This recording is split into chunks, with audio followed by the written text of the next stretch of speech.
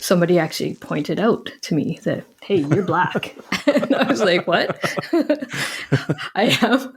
It's kind of like, at the end of The Sixth Sense with Bruce Willis, where he's like envisioning, oh my God, I'm actually dead. So I'm actually Black. First I got your voicemail, then I got you. We can meet in person or maybe on Zoom.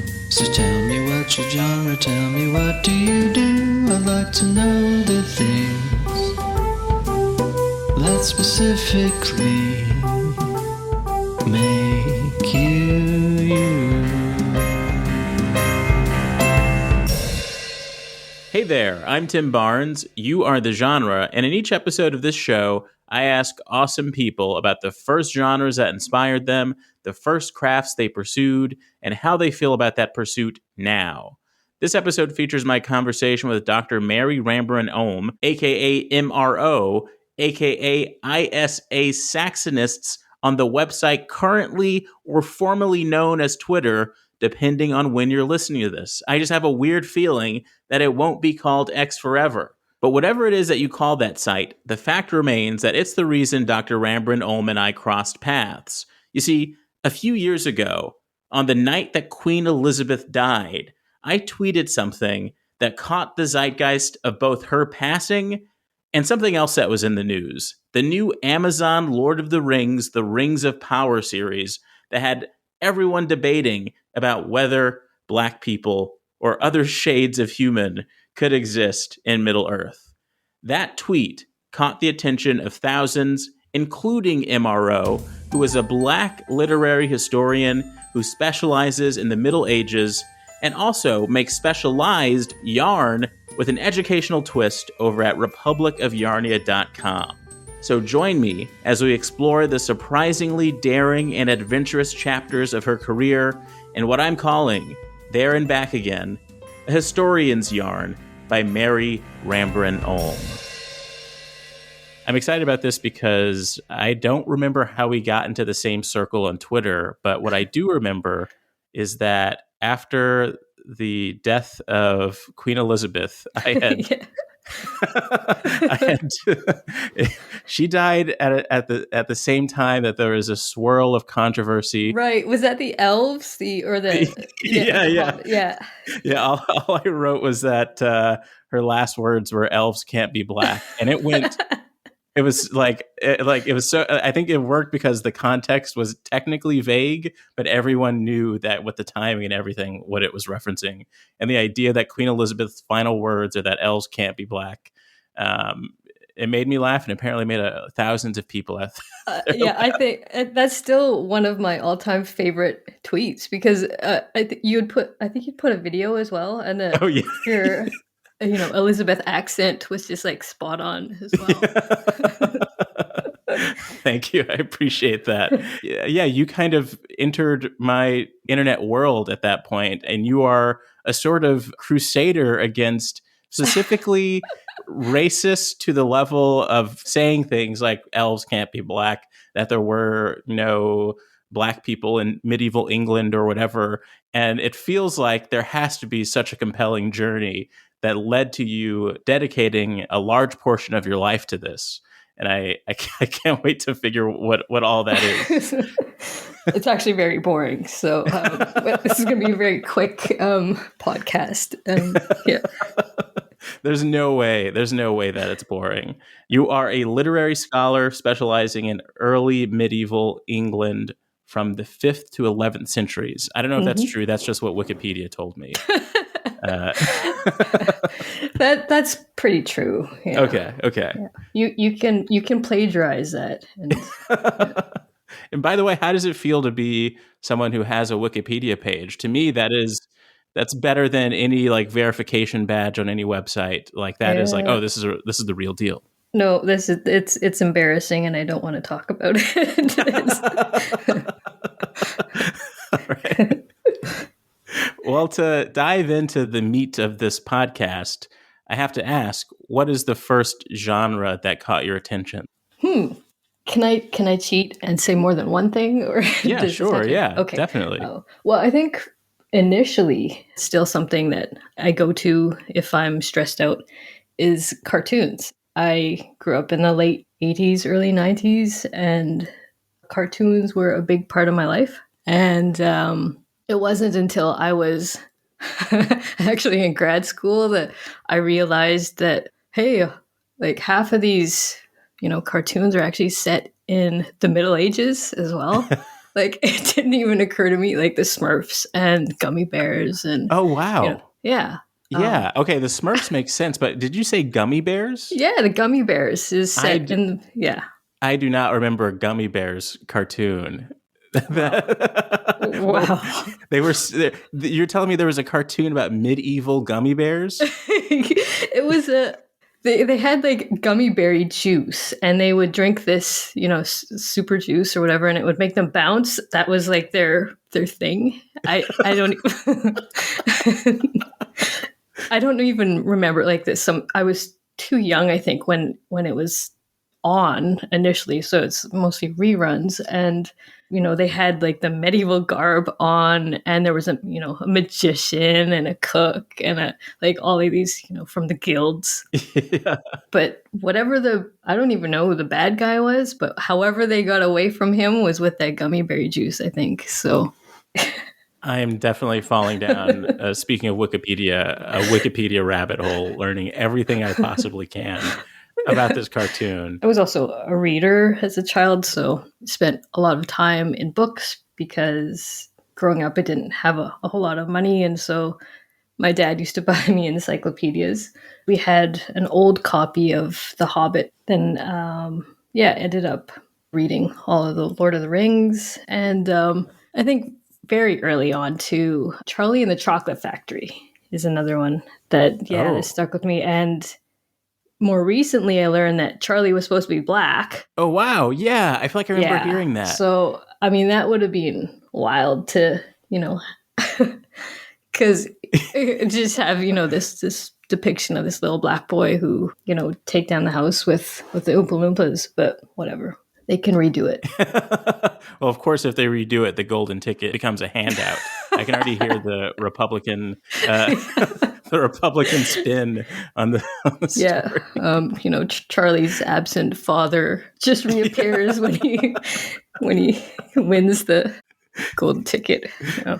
Well, this is interesting, and I feel like I'm already seeing some parallels between these early genres that you loved. I mean, of course, with the Smurfs and the medieval gummy bears, that's clear. But even with Charlie and the Chocolate Factory, as you mentioned, there is this discovery later that Charlie was at one point supposed to be a person of color, a black character.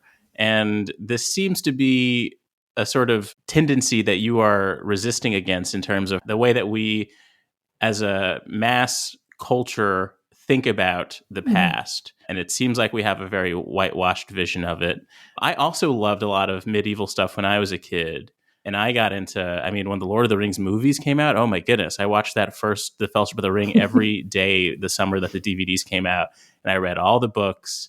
And I remember there being a bit of a point of tension with my dad. Because he's watching his black son reading all these books about just white magical things. I wanted to write, and so I was like writing my own medieval thing, and he's like reading some of my work, and he's like, how come, are any of these characters black? And I was like, well, no, because it's historically accurate. A black wizard.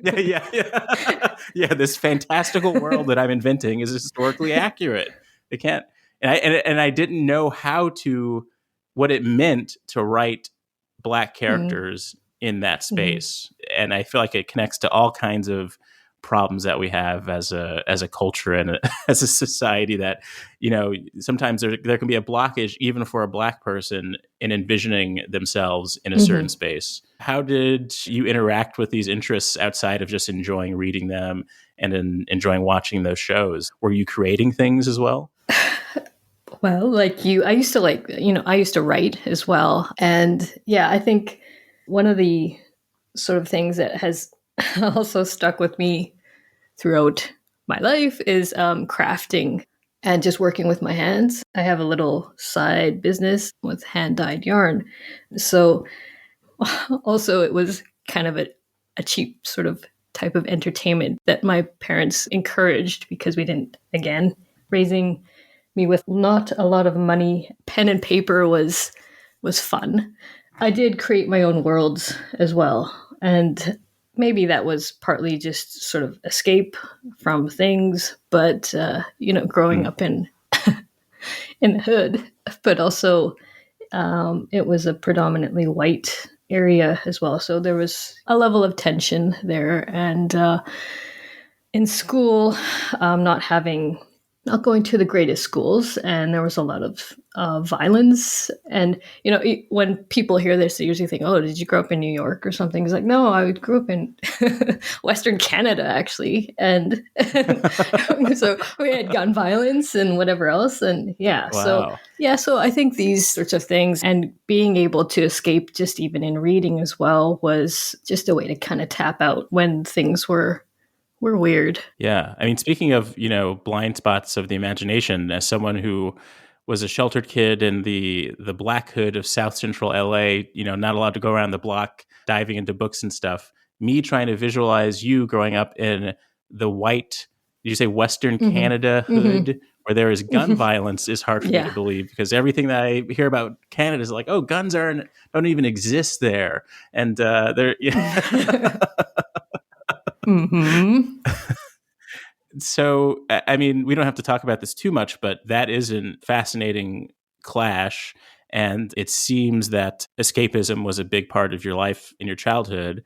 Were you able to visualize yourself in these fantastical worlds? Like, I mean, I really didn't have any difficulty envisioning. Actually, I'm sure that there are tons of actual writing about this, but in your mind's eye, when you imagine yourself in worlds, is race a factor? I feel like when I was a kid, race is something that I kind of grew into as I got older, but I didn't even really consider, the optics of a Black person in whatever thing I was imagining. I was just imagining, having fun in this space. Was there any, anything like that in your life? I think it's probably similar to you. I just sort of imagined me there, and I didn't like. One of the things is, we as children of color, it depends on our environment, how we're who we're interacting with, how we see ourselves as well. And in my immediate family, everyone was Black and brown. I didn't realize that I was an other until I started school, and somebody actually pointed out to me that, hey, you're Black. And I was like, what? I am. It's kind of like, at the end of The Sixth Sense with Bruce Willis, where he's like envisioning, oh my God, I'm actually dead. So I'm actually Black. And so yeah, I think it wasn't until I was a little bit older, actually a lot older, that I started to see race in things like even in Lord of the Rings. I always pictured Aragorn as Black. I still do.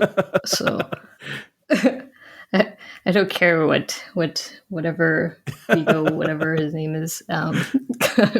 He's a Black man to me. So do you think that in a way that was you actively ignoring a Tolkien description of this snow-like face? I have no idea what he wrote about describing Aragorn. I think I think he's a very shadowy figure, and his description, Tolkien doesn't really describe race apart from, we scholars were, there was all these online debates about the hobbits and, their sun-kissed skin and whatever. And as an Old English scholar, I know, that was Tolkien's field as well. And what he wrote about race in some of his translations of Old English, he was fairly racist at the time. So I usually get, the online white supremacists like, how dare you? And, spend days sort of hurling insults back and forth. But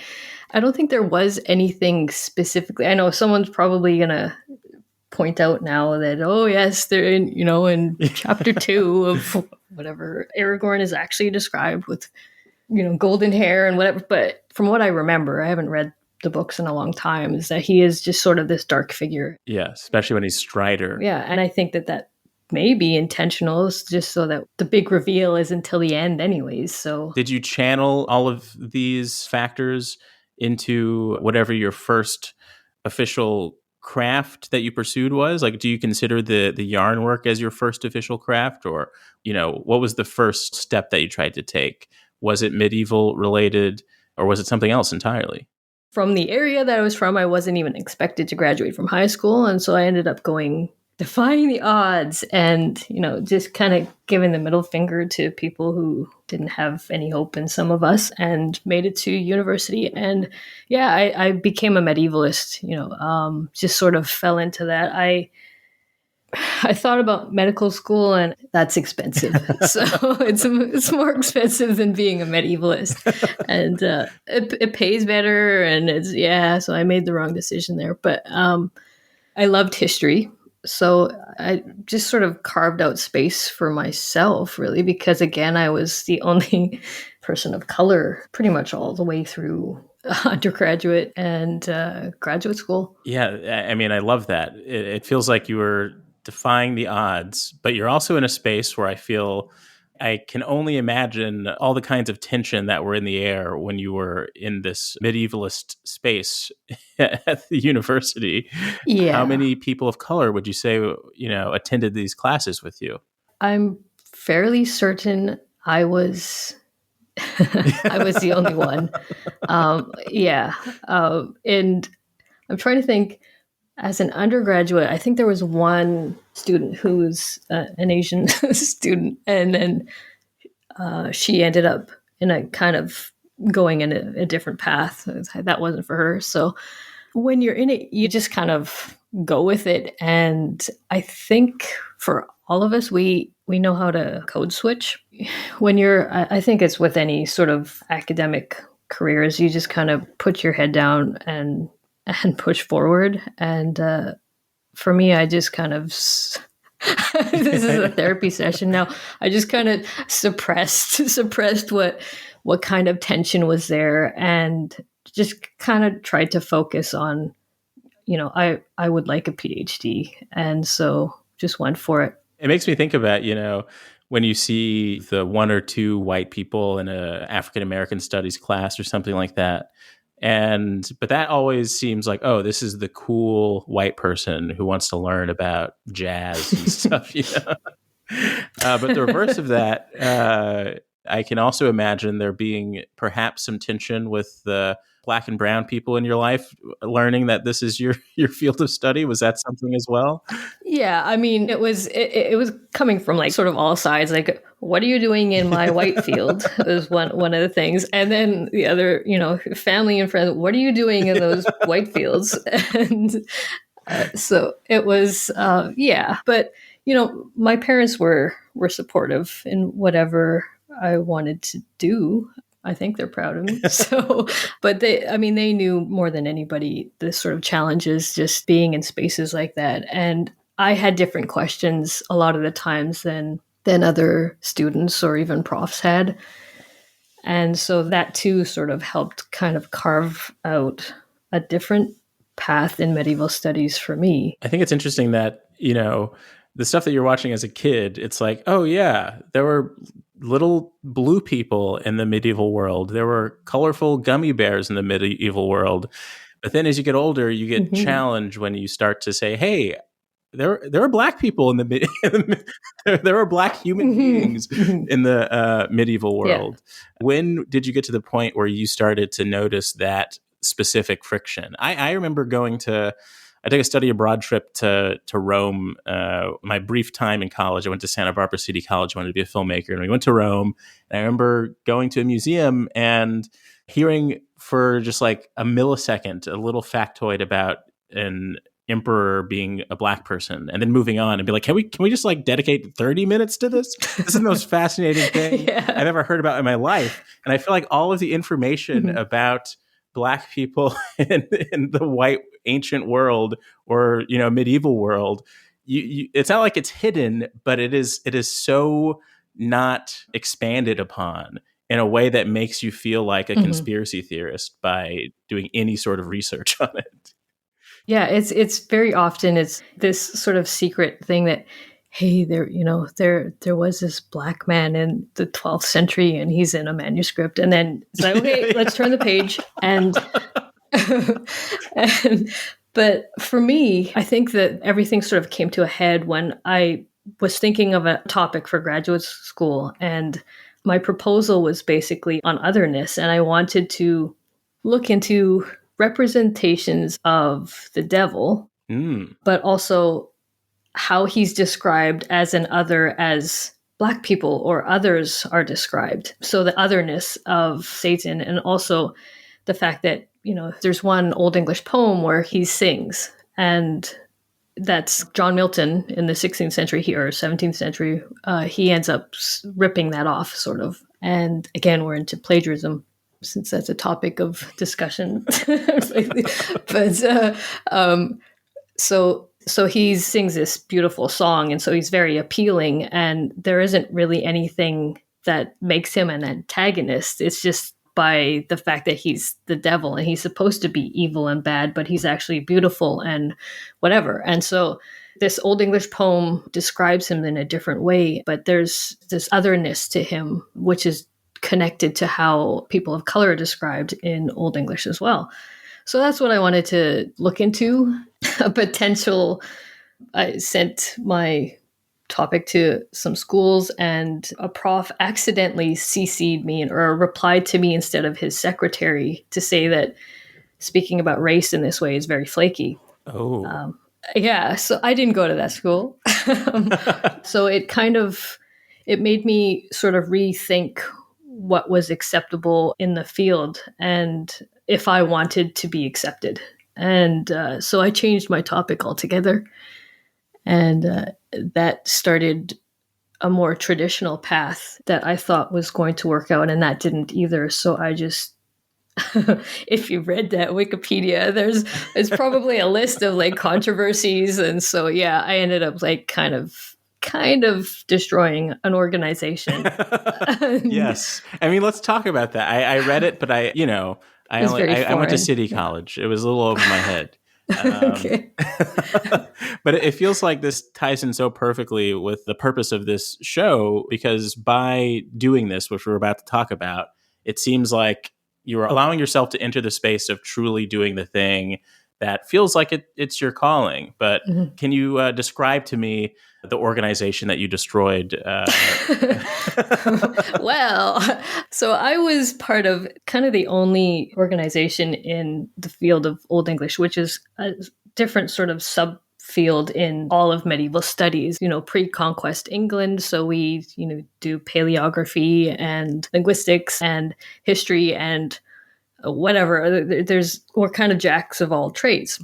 So there's this organization, it was called the International Society of Anglo-Saxonists. And for the longest time, as a young scholar or even as a grad student, I just kind of went, and it was a very, very white space. I was asked to pick up plates and Oh, whatever at times because people at these conferences thought I was the help. yeah, And that's not good. yeah, even with the name tag and everything. Yeah. So eventually time goes on. It's, the 2017-ish after Charlottesville. All of that stuff had sort of happened in the States, and, this fear that our field was being hijacked by white supremacists was kind of in the air, even though we had like white supremacists in our field anyways, but whatever. I was an unaffiliated scholar at the time. I was still on the market, and I was asked to join and be the second vice president of the organization. And so I thought about it and was hoping that I just wouldn't be a token. So Yeah. I wanted to make some actual changes and to see what I could do and work with people. And if we were all there in good faith, then we'd see what we could do. There was a vote and I got in. And then after about 2 years, things were just not moving. And we had other problems as well. There was a sexual predator where a story came out about him publicly as well. And he had like a lifetime membership, and I wanted him stripped of that because it was making it an unsafe space for his victims. And there were lots of victims. Oh, no. So that's another sort of thing in academia that's really gross. But so that was one of the challenges. And then also just getting young scholars more involved, allowing them to be part of this space, because it was a very old and traditional organization. And so, we could breathe new life into it by having representation in all sorts of ways. And all of that stuff was kind of squashed. So I, at a different conference, ended up publicly resigning and saying, like, I can't be involved in this organization anymore. And so it made the news, and people sort of thought that I had resigned because of the name. Oh, yeah, that's what the Wikipedia says. Yeah, that it was because of the term Anglo-Saxon, which has been, something that we've been debating. I ended up being attached to the term, ironically, that Anglo-Saxon. So, but the one thing that I did is I had created a Twitter account for the organization. And so I kept that for myself, repurposed it, and made demands publicly. and the organization just freaked out. And so Wow. they didn't. So they ended up having a vote, at least on the name, and they changed a lot of their policies for, in terms of harassment and stuff. They wanted an online harassment thing in there as well, because Mary was bullying people and whatever. So I love this so much because I identify with that feeling of opportunity that emerges often through tragedy, where where you have an opportunity to take on a larger role, despite arguments of it being a token position or not. You want to go into that space with a glimmer of hope that you can make some honest change. And it sounds like you were there for a couple of years and that honest change wasn't happening in a number of ways. And then you were like, well, I still can use this role in a way that none of you are expecting, because you're expecting me to be, a sort of docile pawn in everything. And I feel like I would watch an entire TV show about what you did. Because I think so many people of color fantasize about this in a way. And then you actually did it. Yeah, I mean, it was surreal, and the speed with which things started to happen. And then when Washington Post sort of picked it up, and then Breitbart and all these right-wing media outlets started to pick it up. And so, yeah, it just sort of grew its own kind of head and snowballed. Some of the things that came out of it were good, so I can't complain about that. There's always the backlash and whatever, but yeah, and I suppose I just never kind of fell out of that role. So that's why people ask why my Twitter account or whatever people call it now, it's still Twitter to me, is ISAS-Axonists, and I just, I say because it's ours, it's mine as well, and so I know that it just makes racist angry. So that's a good thing as well. Don't scroll away. You Are the Genre will be right back after the break. You Are the Genre is currently an independently produced podcast, which is my way of saying I haven't figured out how to get actual ads in here just yet. So why don't I just promote something of my own, or at least something of my co-own? Turns out You Are the Genre isn't the only place that you can hear my voice. I co-host a Star Wars-themed podcast called Yub Nub with my pals Jim Fagan and Greg Iwinski. And Greg, as it turns out, is my next guest on You Are the Genre. What better way to get the inside scoop on our dynamic than hopping over to Yub Nub right now and giving it a listen? By the way, if you become a paid subscriber to my newsletter, you can listen to new episodes of You Are the Genre a week ahead of everyone else. So why don't you just do that? Get more information at youarethegenre.com. Now, back to the episode. Where were we? You sound very conscious of money when you talk about your youth. And I feel like that must have been a part of what made the decision to do all this challenging. Because did it feel in a way that you were perhaps putting your career and future money at risk by doing all this stuff? Totally. One of the things that happens when these sorts of events or whatever happen is people create myths about you. And one of the myths was that my dad was very rich and that he flew to, when I was in grad school, that he flew there and told one of the professors off. And I was like, oh, I don't even know how that happened, but it's a great story. But it just, at the time I was still wondering if I had a future in the field. And I was on the fence.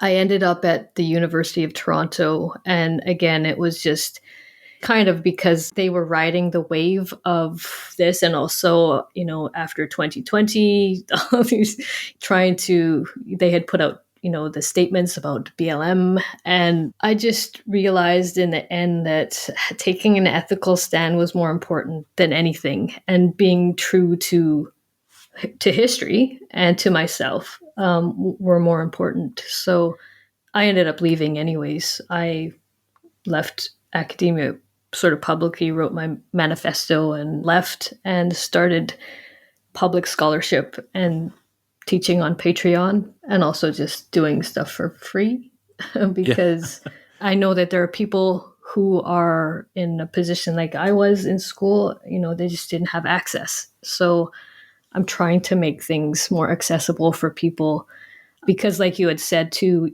like the stories about these Black figures is you just get this little taste and it's like, okay, and moving along now. So we can actually go into detail and in depth with these stories and with these figures. And that's one of the things I do with my yarn as well, because all of the yarn is inspired by Black figures. Yeah, I was going to ask, like, what was your what's going on with the yarn during all this? Yeah, well, your college years and this big fiasco. It's actually growing into something that's not just a side gig anymore. It's, I'm very grateful for the support that I've had. It's bizarre.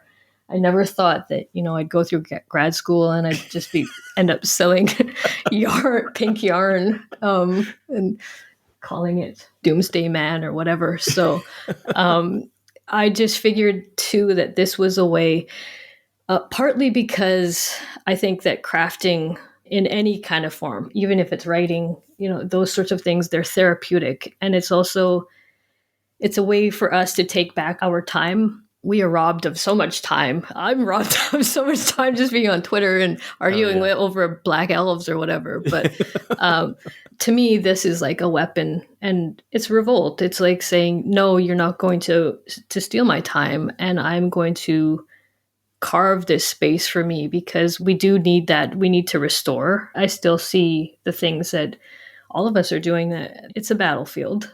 And so, we do need to take that time. So the yarn is just to encourage people to be creative. And at the same time, I am able to show people that there are actually Black figures who existed or who were presented in the Middle Ages or the Renaissance or 17th century, and sort of pull colorways. So it's a way to teach and introduce people to these figures as well. That's a beautiful way to phrase what you're doing. And I also think that what you're doing is an awesome way to teach people about this stuff, because so much of the way that we learn about medieval white characters and figures is through, I don't want to call your yarn an odd little thing, but through these these oddities throughout the day. Like, you're hearing about King Arthur, or you're hearing about whatever, not necessarily from a history book, from something else. And I feel like you were creating that something else. It's something that people can engage with, and I think it cements the facts behind it, like the fact that that I can work with some yarn named after a historical figure makes me feel the worth of that historical figure a little bit more. I don't know if that's an accurate way to describe that. I feel like you might be offended that I No, it's true. I mean, there are actually people who have bought who feel more connected even to history, especially Black history. because there's so many of these figures that they just didn't even know who they existed. And so learning about them in this way and then having yarn in your hand is almost like being connected to them. So yeah, I do sort of a monthly thing as well where I have a group of people who they get a monthly, a yarn skein is like, it's like a ball when it's not a ball yet of yarn. So they get one of those and then a write-up on a figure that the colorway is based on. So there's this, double whammy for them. I can't help but connect what you're doing, teaching. How did you describe it again? Public scholarship. Public scholarship. Yeah, I've never heard of that phrasing. But it feels similar to what a lot of people that I know are doing on the entertainment side of things, where the mass system is conglomerating and demands so much of us before we seem viable for it, or kind of churns people out, and people are creating their own spaces to replicate, what television is, to replicate what radio is, and some people to massive success. But within all that, there is a level of uncertainty and a level of, if you're more on the Joe Rogan sphere of things versus, versus I imagine if Bill Nye the Science Guy, started his own podcast where he smoked weed and interviewed people, I imagine that would be a little bit more fact-based. In that world of things, what are the challenges? The challenges that come along are different than when you're in academia officially, because you have to create everything from, you have to do that for lessons in academia as well, but you're creating lessons for people from all walks of life, some of which are just coming from all over the world. So there's places I'm not familiar with, and these people are I'm following you, I'm reading your work or whatever, and there's the challenge of just trying to make things as accessible as possible. And how do you do that? So, and how do you reach people without coming across like you're a grifter as well? Because, that's another thing that's one of the other sort of criticisms of, you're just like you're creating all this controversy to make money. I was like, wow, I'd like to see that money at least eventually. But yeah. And then, another thing too is the challenge of how am I going to make money to survive as well? Because if all of this stuff is free, how do I survive to continue to do this? Because another thing too is that I do, tutorials and I do things on YouTube as well, just to give people access to things. And so, yeah, it's, I don't want to be a YouTube star or whatever, influencer, whatever they're called. So being able to do that and carve out time. Another thing, one of the challenges is just having time to do all of this while trying to survive. And yeah, so there's, it's, I don't know if anything is particularly unique. I think those are challenges that we all sort of face, like how am I going to eat and how am I going to, but I suppose one of the things is to make sure that I'm being accurate and honest, because you don't want to, especially if you're doing public scholarship, is if you're inaccurate, you're going to get dragged, and rightly so. But so you want to make sure that what you're putting out there is true. Yeah, I mean, because you don't want to be in the same category as Trump University or whatever school Kanye West started, or all of these things. I'm starting to consider that world in earnest for the first time right now. It does make me understand an element of what the purpose of colleges and universities are, which is just like an official stamp that everyone recognizes as something that means something. But I think everything is becoming, it seems, variations of exactly what you're doing, exactly what I'm doing by making this show in the way that I'm doing it. And it'll be interesting to see how this all evolves and what systems enter the fray that can give some semblance of understanding of what is fact and what is fiction and what is trustworthy, basically. Sorry that I feel like I went on a tirade there, but no, I mean, that's good though. I mean, I hadn't really thought about it, but it's exactly what you're doing. I mean, you could have a segment every once in a while on correcting the Middle Ages. We'll just pull out the yarn and start. I do want to know a little bit more about, so you ruined this organization, and then I did, yes.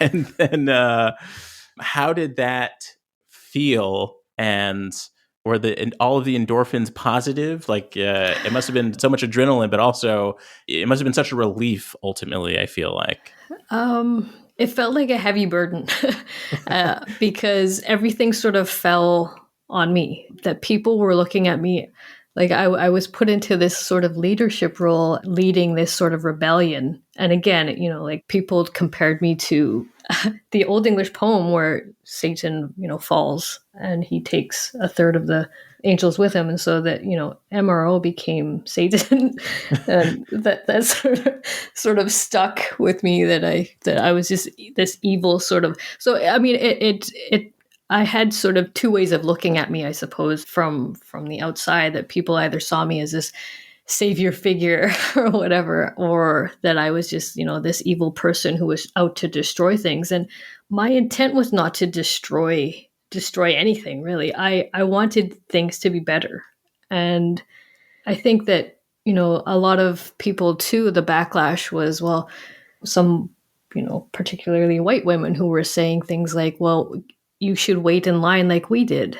And it was like, whoa, what do you think I am, though, too? Like, am I not a woman too? yes. But I suppose it was, I don't really ever think I felt relief because, to be honest with you, things have never really slowed down. There's always this, let's get MRO involved, or let's use MRO as a lightning rod. And it's tiring sometimes, but it also led to some good things. I mean, I have met some wonderful people. I mean, I got connected to people that I just wouldn't have had access to. I mean, I'm on your podcast. Like, what? How would we have met if we didn't? If we didn't start mocking the Queen at the same time, and she didn't die at the same time that this Lord of the Rings thing came out. So, yeah. So there's that sort of stuff, and the other controversy that sort of ended up in what I think the New York Times or whatever, about the Bright Ages thing, which was the other controversy. And that was just another sort of layer to all of this, as well, as that I have been somebody who was speaking out about certain things and about being more honest and open about not just how we present the Middle Ages, but also how the field is represented. And there are discussions that I'm sure are still ongoing, about anti-Blackness and whatever else, racism in the field. But we, with that other controversy with the Bright Ages, that's probably on the Wikipedia thing too. I wrote a review of a book that I thought was not up to scratch, and I was actually approached to write it. So I didn't go to anybody to say, look, I'm interested in this book, because I actually wasn't. And so then they were expecting a very positive review, and I was just honest with it. And I thought I was being fair. And also the authors had asked me to review a chapter, and I had told them, I'd given them some feedback, basically saying that they needed to rewrite it because it just wasn't there. But again, many of us are tokenized, and so they just wanted somebody who they could put into their acknowledgments. Thank you for reading this over and giving us positive review. And I was like, no, that's not how it works. So they ended, the editor and I parted ways, and then it kind of blew up again, and the story kind of got its own wings, and you're just like, I just want to dye yarn and crochet all day. I don't want to do this.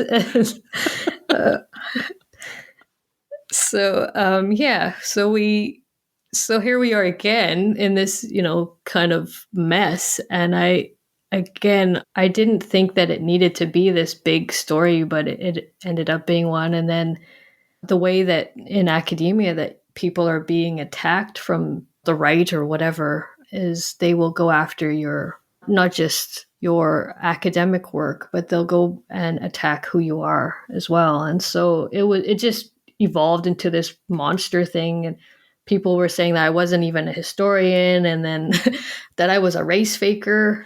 Initially, I was white, and then the next thing I wasn't black, and then I wasn't black enough. And then people were literally posting pictures of me and measuring my skull. Oh my God, they were doing digital phrenology? Yes, it was like they brought out the calipers and were... Oh my goodness. Yeah. They're trying to Sean King you. Yeah. Yeah. So yeah, I'm not Talcum X. So my parents would have words for that. But yeah, because I'm who I am in the field, I think it sort of brings a different sort of backlash that other people they either hadn't seen before or they just wouldn't expect. So that's exposed a lot of things in our field, but also in academia. So, well, I think it's amazing that, again, going back to your original genres of the Gummy Bear and Smurfs medieval cartoons, and it seems like in your youth you were crocheting and doing yarn work separate from that specific interest. And now you fuse those two things into one. And I think that seems like a very beautiful thing. I wonder, how do you reflect on the decision to enter, you touched on it briefly, but the decision to focus on medieval studies versus the more expensive path of becoming a doctor? Like, when you think about that point in your life where you made that choice, are you happy about it? I've made a huge mistake. There are things I wouldn't change. I'm proud of what I've done so far, but maybe if I was a little bit braver before, I don't know if things would have turned out differently or what. But actually, I think I am glad that things happened the way they did, because I'm able to interact and reach audiences that I just wouldn't have had the ability to do if I was doing traditional scholarship. So I still wouldn't recommend people go into medieval studies, but yeah, I'm happy with how things are, and if I ever do figure out the potion for gummy bear juice, then I'm totally set. Well, if I ever write a medieval epic and I need someone to, make sure that I'm all covered in terms of how I'm presenting things, I'm definitely going to give you a call. Do it, yes. or you could just write, a horror story about academia and black people in medieval studies, and make it like Get Out. Yeah. Well, thank you so much. This has been great, and I hope it didn't feel too much like a therapy session. But if it did, I hope that it was a good therapy session. It was good. I feel relief. It was fun. Want more from Mary Rambaran-Olm? Visit republicofyarnia.com. Freddie Nunez created the theme song for You Are the Genre, and Adam Smith produced it. Comedian and writer Greg Iwinski joins me next episode, but if you become a paid subscriber to my newsletter, you can listen to it a week ahead of the normies. This is Tim Barnes signing off with your weekly reminder that you are the genre. Yeah, man. First I got your voicemail, then I got you. We can meet in person or maybe on Zoom. So tell me what's your genre, tell me what do you do. I'd like to know the things that specifically make